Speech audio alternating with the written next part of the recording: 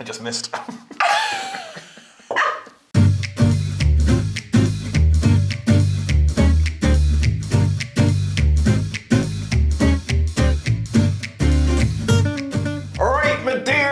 And welcome to another episode of Boozy and the Beast, How to Drink Better. Now we had a mad idea to have a look at... I wonder what this episode's on. Have you guessed yet? We're having a look at Madeira. Yes. Now we have looked at fortified wine in the past. We had a look at port a bit too much, to be honest. We looked at sherry as well. Too much for you. Yeah, but Madeira, I thought, I don't really know what Madeira is. And I wondered if Libby could sum it up in a sort of a quick episode. And I replied, not really, because it's actually a gigantic topic, but I'm going to do my best. So the history of Madeira. Madeira is named after the island it comes from, this sort of rock in the middle of the Atlantic. And historically, sailors used to come from the Americas to Europe, Europe to the Americas, and it was a stopover point. And to keep the wine from spoiling, they would add this grape spirit in or brandy in, basically, to keep it for the journey. And they found that as they were going through the tropics, the wine in these casks, they were getting heated and cooled, and they actually found that it improved the flavour. So unlike any other fortified wine, yes. So that is completely different, isn't it? That's completely different. I'm pretty sure that's what you were going to say. That is exactly what I was going to say. It is completely unique in that the Madeira is made from this process of both heat and oxygen, and that's what gives it its distinctive qualities. Now, away from that, there's a whole bunch of other info. Should we delve in? Yeah, why not? I'm going to have a sip. You crack on, though. Have a sip of... I used to do this in history lessons in the past, actually. Have a little sip of... Have a little sip. Booze in the corner. So basically, I just missed. I swear it's the first drink of the day.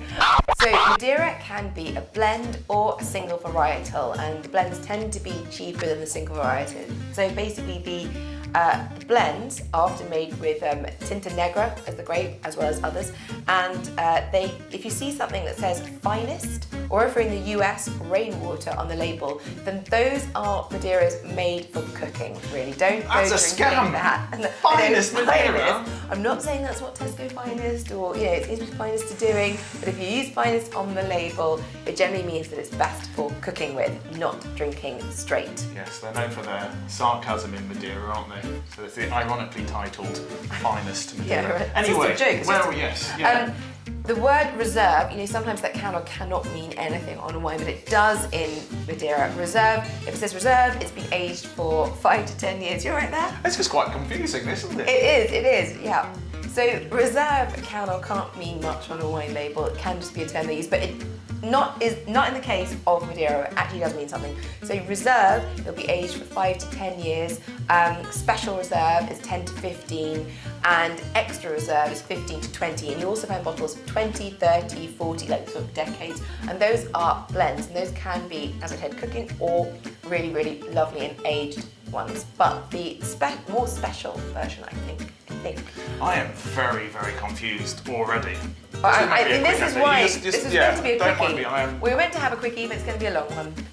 So basically, then you've got the single varietals, and you'll go from those drier styles. They've all got a slight sweetness to them, actually, but the driest one we made from Cercial, and that would be best served cool as a sort of aperitif. Think of sort of, maybe you don't think of this, but like a Fino sherry. So it's got that sort of, you have it chilled, it's an aperitif, it's cooler, a little bit of sweetness to it, but it's that sort of thing, and that's the Cercial variety. Then the next step up is Verdelho.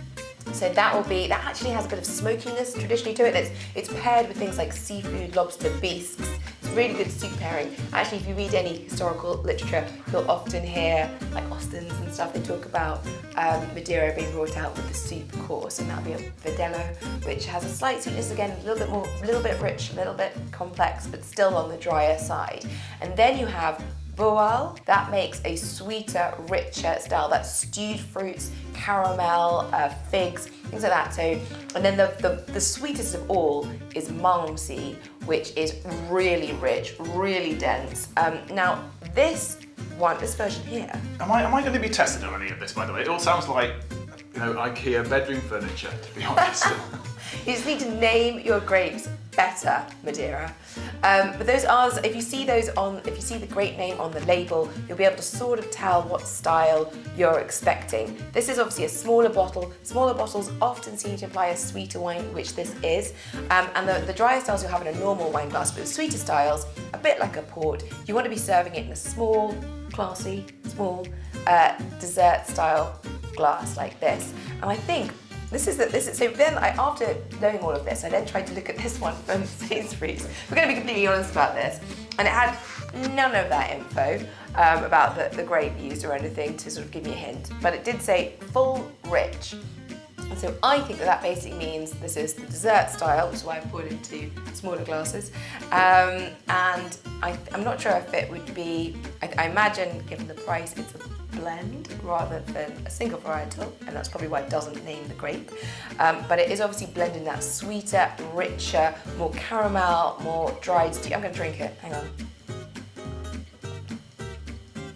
Yeah, so this would pair really well with a range of cheeses. We could do another cheese and wine pairing episode. Range of cheeses or desserts. I feel like we should do another episode of this completely and just try every single one of the different Madeira Just line options. them all up. I'm up for it if you're up for it. Yeah, We'll I think as long as again. someone remembers to press record, there'll be plenty of outtakes. If you want to see us drink a range of Madeira with different styles of cheese and aperitif, whatever, you let us know. I've let us know already. I want to see that. Already been. I want to do that.